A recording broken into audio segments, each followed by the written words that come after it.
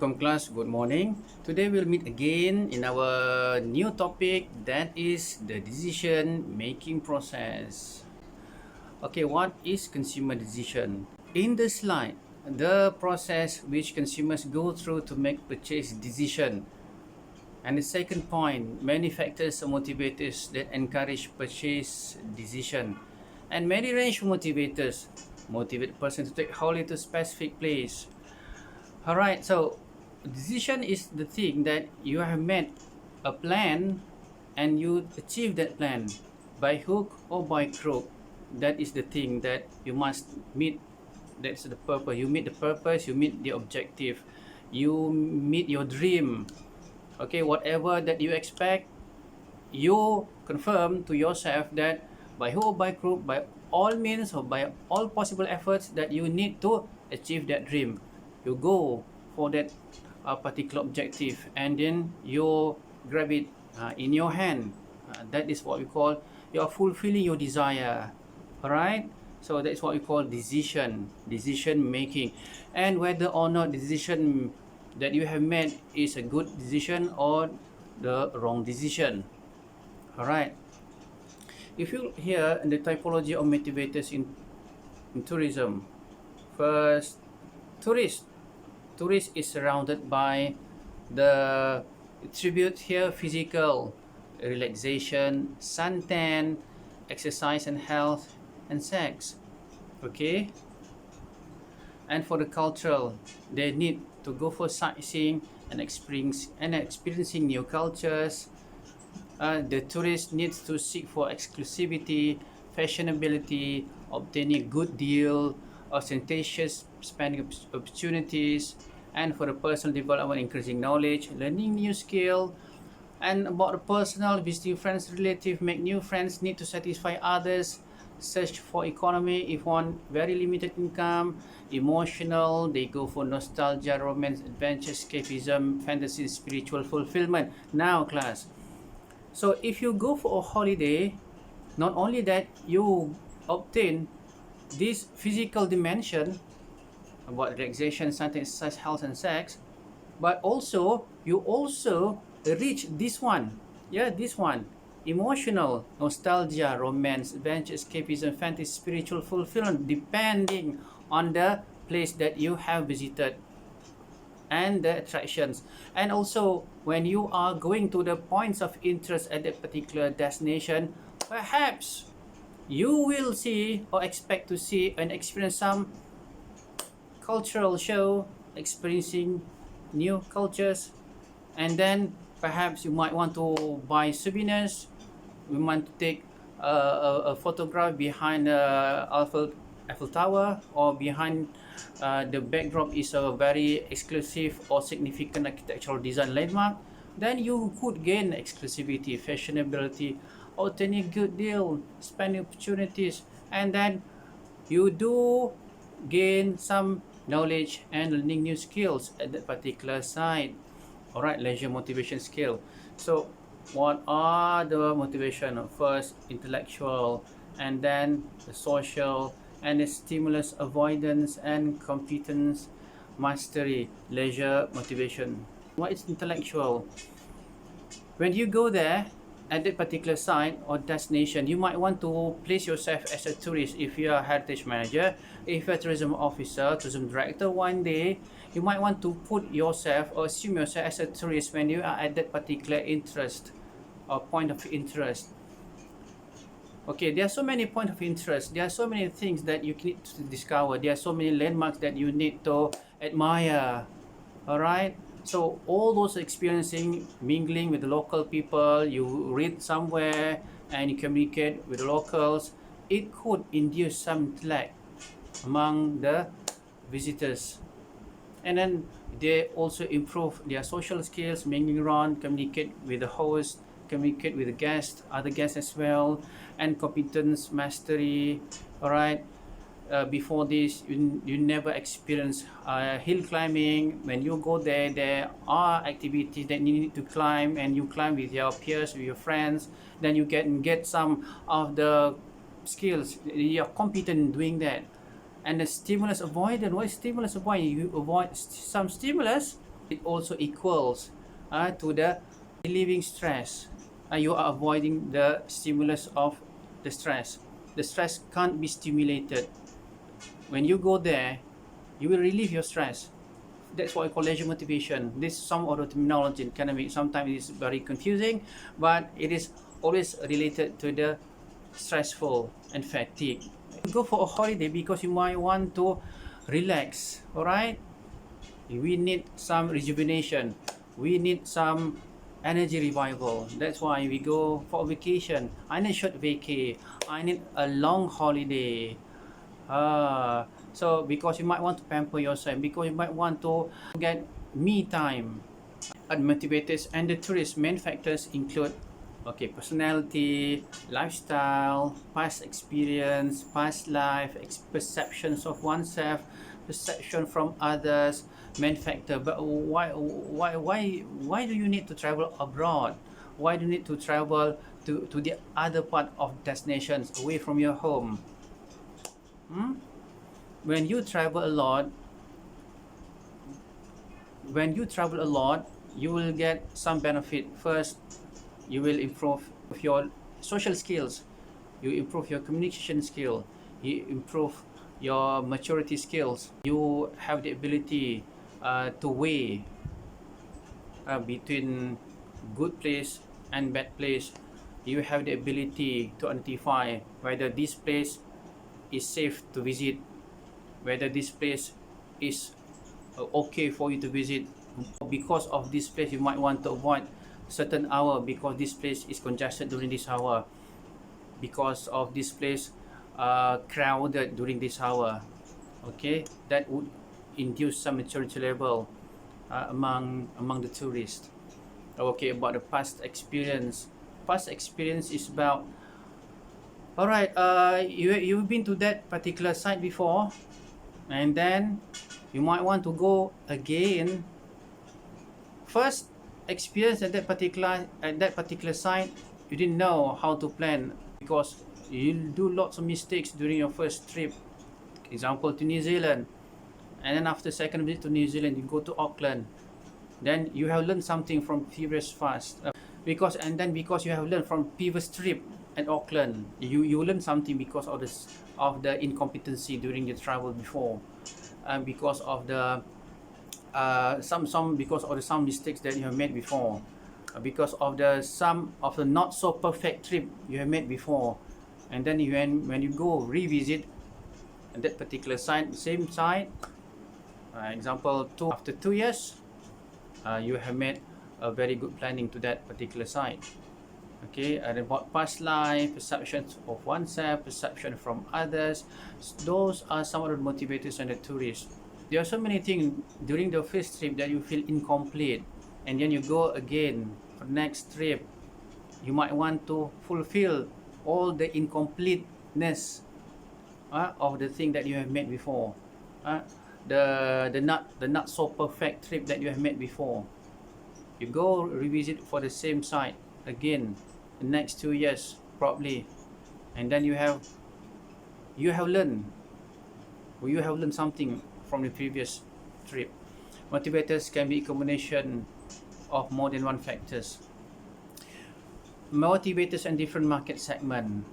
Motivators could vary in terms of age bracket. There are young people, elderly people, parents with children, okay. And then the other one could be a young couple with no children and young couple with children. Okay, you go to the young couple. Young couple could be your spouse, husband and wife, or could be between your partners, your girlfriend, your boyfriend. That's also called as young people, which for fun, relax and party and opportunities to meet other young people. Elderly people wish for nostalgia, preference for sedate activities, calming and relaxing. Parents with children wish for activities to do with the kids, escape time from normal routine at home. Okay, now for this particular market between young elderly people and parents with children, you could always associate that particular attractions with the category of of these people. Example, Port Dickson caters for parents with children. Okay. For the heritage lovers, young people also like to go to the heritage places, together with elderly people. Resorts and adventures, young people. Okay, kita go for the higher level of percentage. Okay, because many of the points of interest or place of attraction scattered here in Malaysia, they are the existence of young, elderly, and parent children. But we are talking about the majority. Cameron Highland, parents with children. Genting Highland, young people. City tour, elderly people. Farm tour, young people. Adventure tour, young people. Okay, motivators also varies with sex, cultural differences, and different types of product. Okay, preferences between male and female in terms of places to visit and accommodation. Yeah, there are two distinct preferences here, two distinct differences between male and female. Okay, preferences between male and female in terms of places to visit and accommodation. It is always different types of preferences of personality between genders. Okay, usually if you go to Cameron Highland, female always look for the cactus, look for the roses. Alright, many of these male travelers, when they go to Cameron Highland, they enjoy the environment, they enjoy the setting, they enjoy the plantation tea, they enjoy visit to the factory. Alright, different part with female traveler with a wife or with the mother. Look for vegetables, look for strawberry chocolate whatsoever, look for all these cute souvenirs, look for the cute handicraft. But for the male traveler, for the father, they really would like to enjoy sipping tea, enjoy and relax while looking at their children. Alright, so different. Okay, different.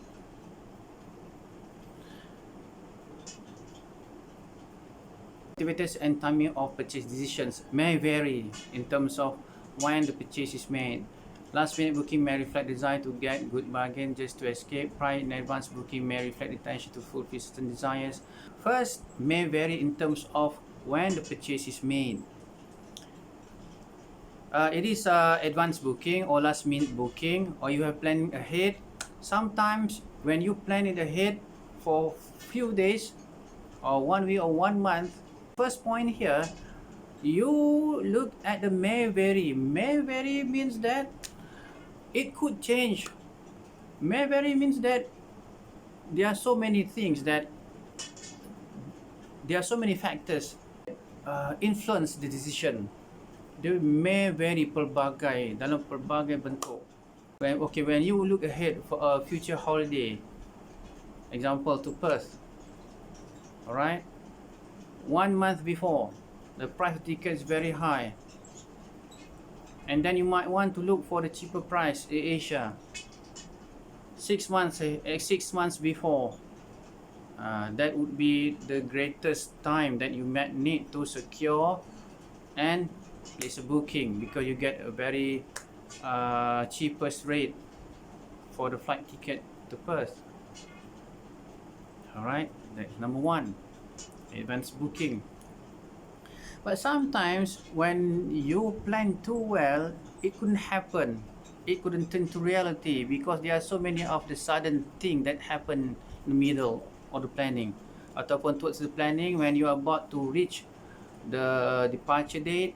There are suddenly something unexpected happen, then you might want to change the date. Those are the things, or that there could be some personal matters that happen towards the end of the date of departure. So that is something that you need to consider, or that is something that you need to, what we call you can avoid it, but sometimes it's not unavoidable. There are lots of ways to make a decision. You could flip a coin. You could follow your heart.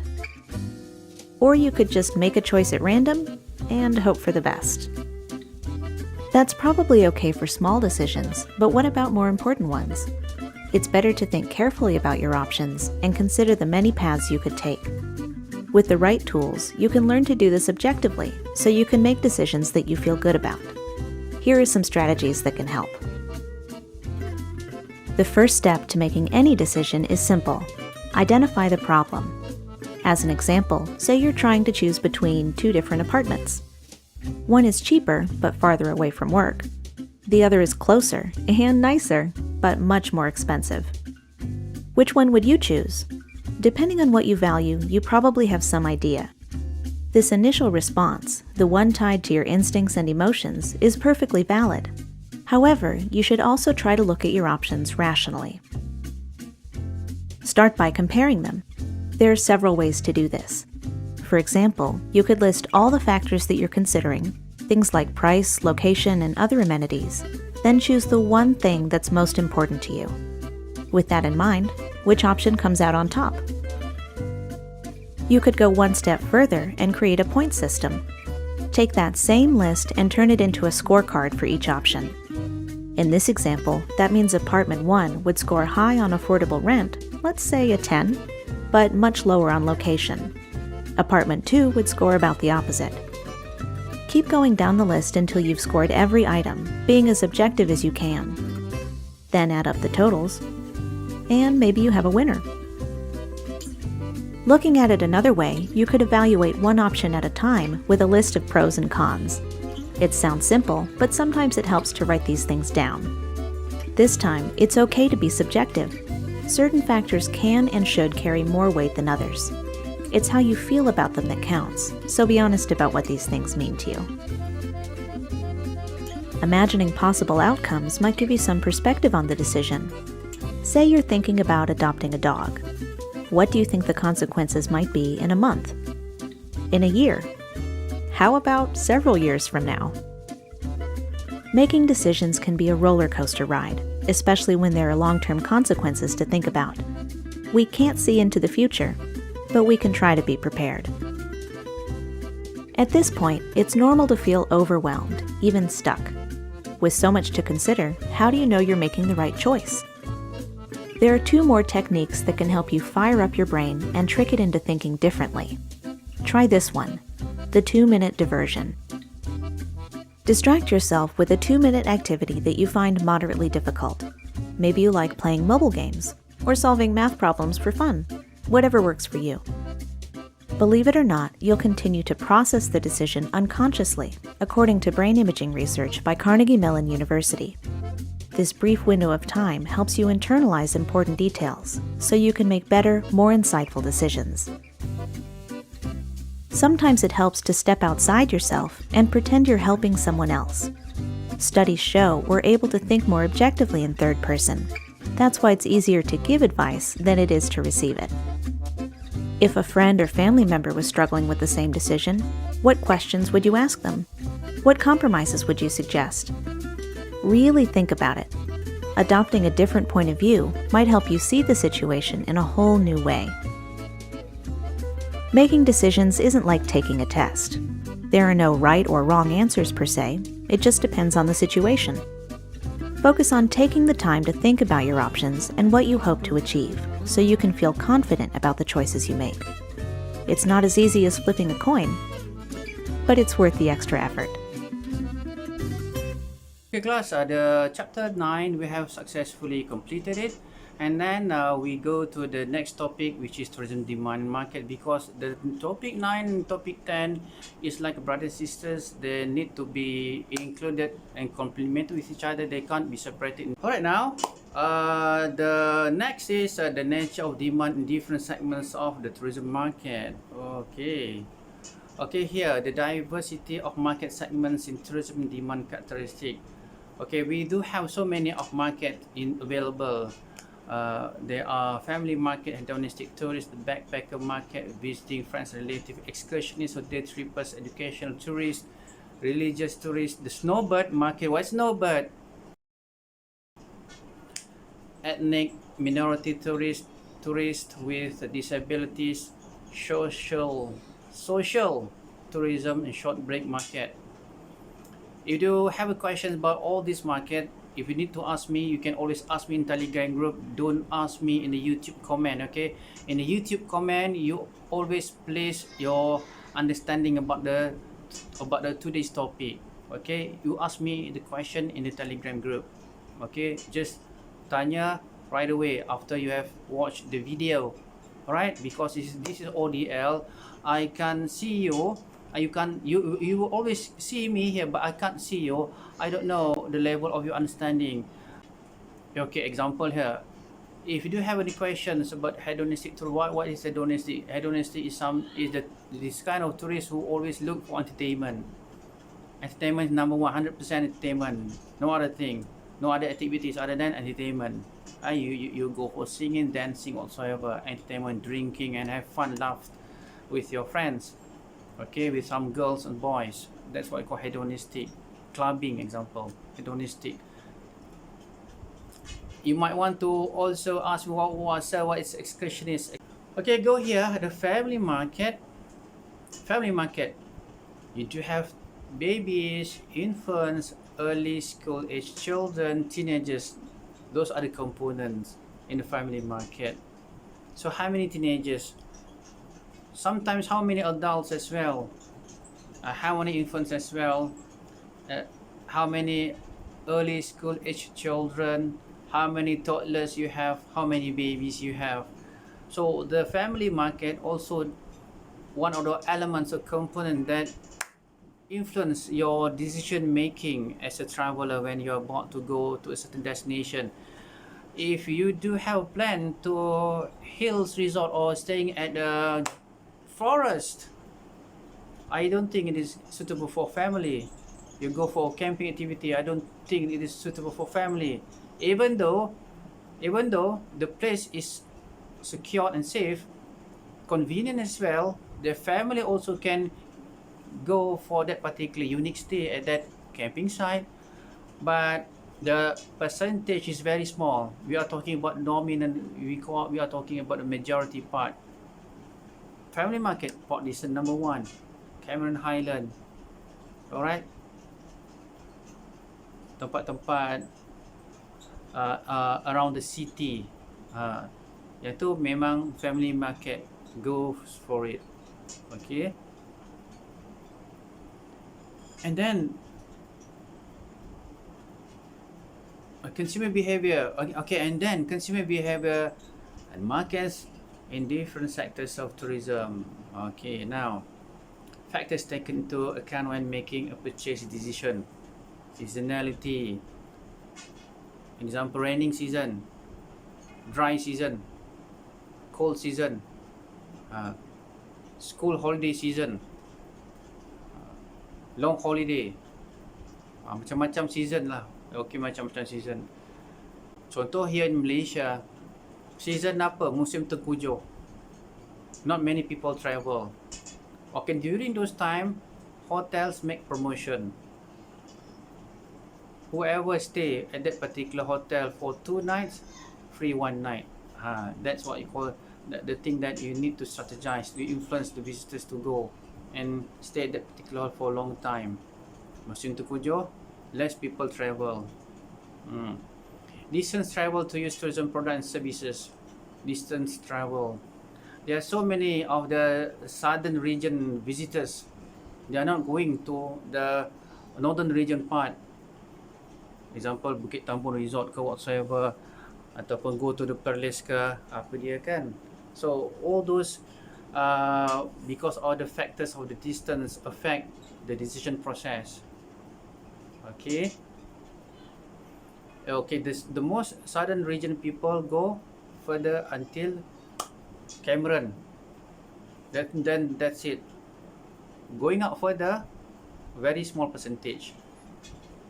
Probably they go to this Cameron Highland, and then all the waterfalls there, and then going down to Kuala Lumpur and Malacca, southern region visitors. Not many people of this southern region people go to the east coast. Pantai Timur lah. We are talking about majority part, not not in general, but the majority part not going towards the East Coast. Alright, there are some of these southern region visitors go to the East Coast, but very small numbers. Alright, because distance factor. Okay, it is something that you need to understand. Frequency of purchase. You need to weigh between the service, between the price, and the quality of the product. Which one you need to sacrifice? If you sacrifice price, you need to have a break even, or you need to have small percentage of profit, or you go for a high percentage of profit.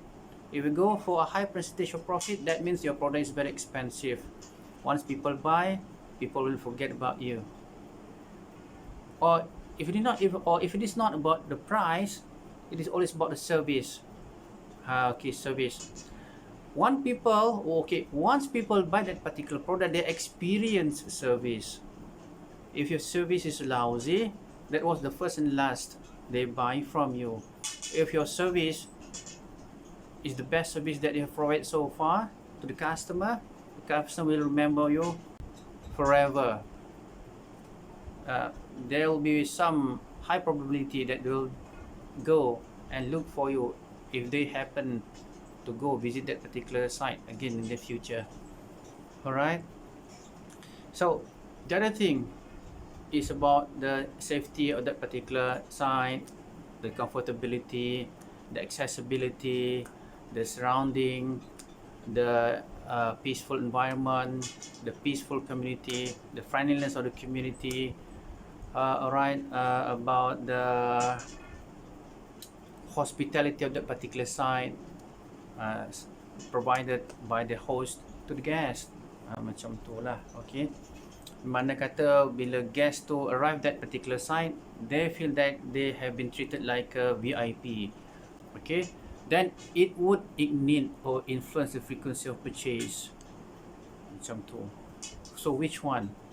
Service, price, which one you might want to weigh? Macam tu. You do want the visitor to remember forever, don't you?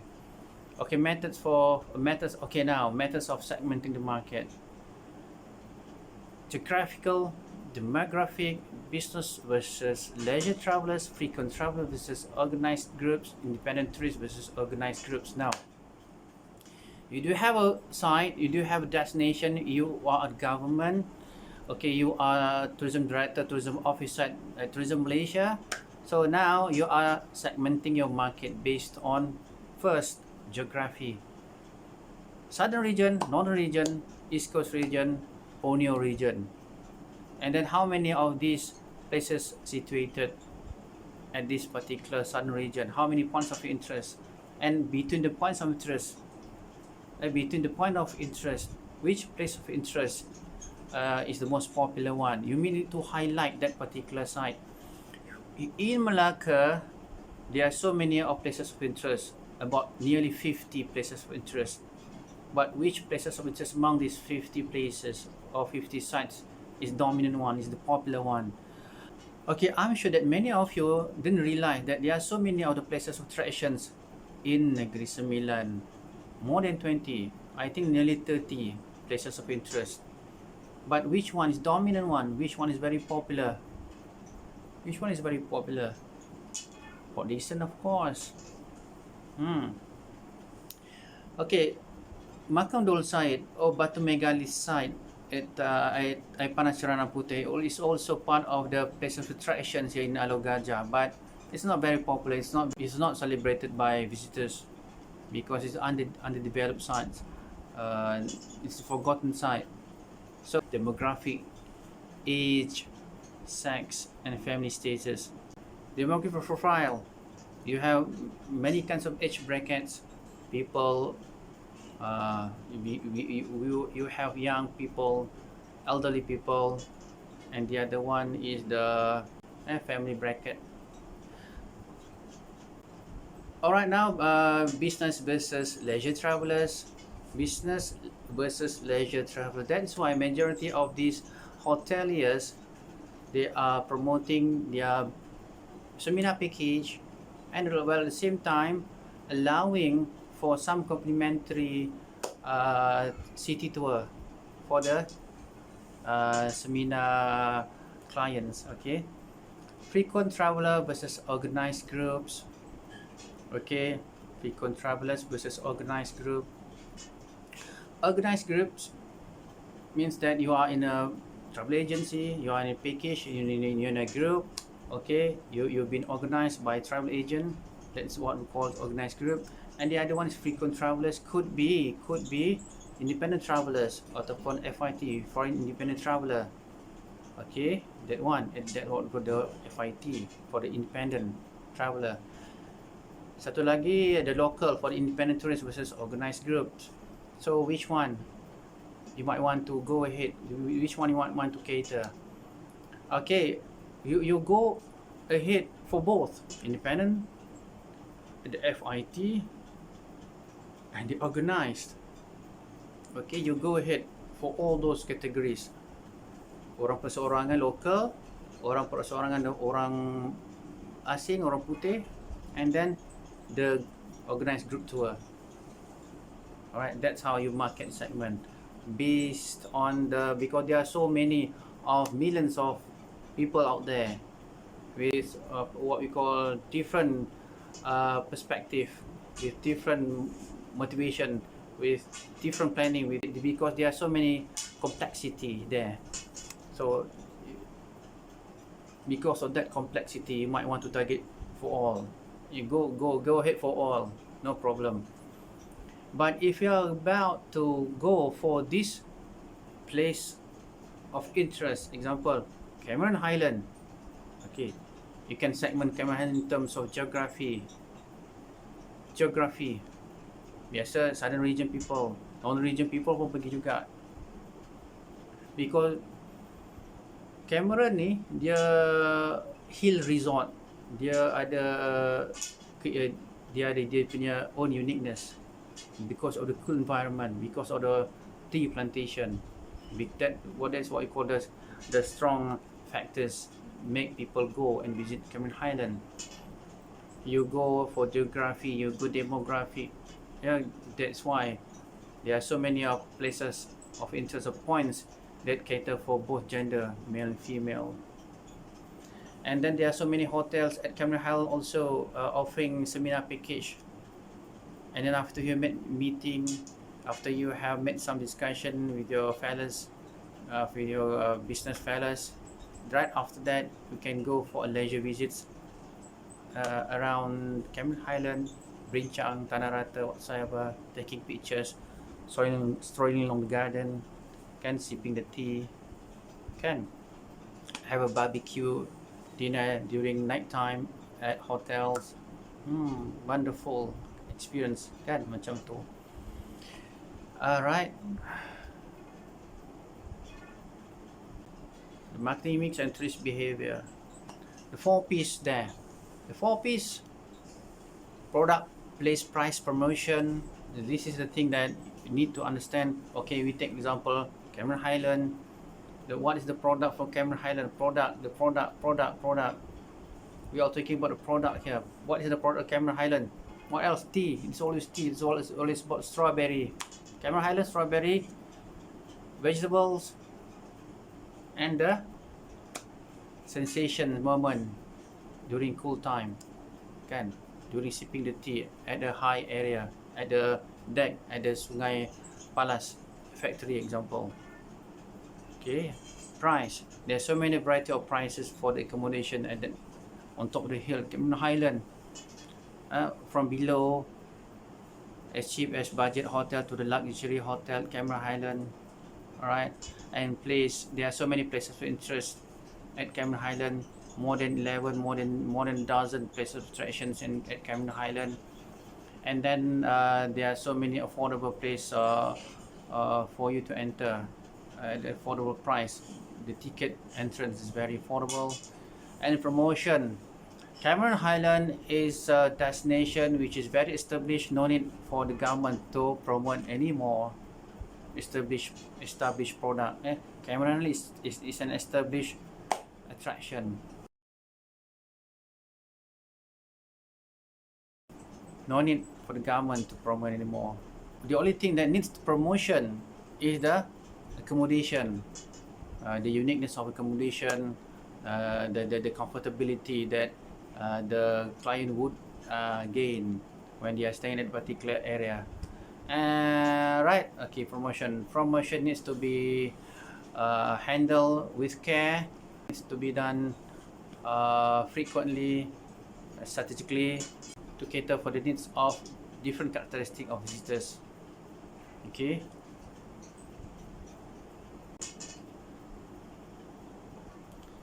Okay, we have statistical data.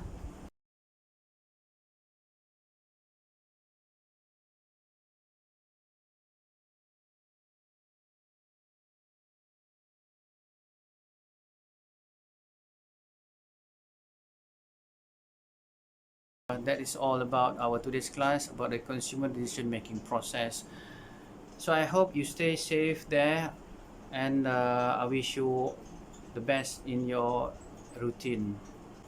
Assalamualaikum warahmatullahi wabarakatuh. Bye bye.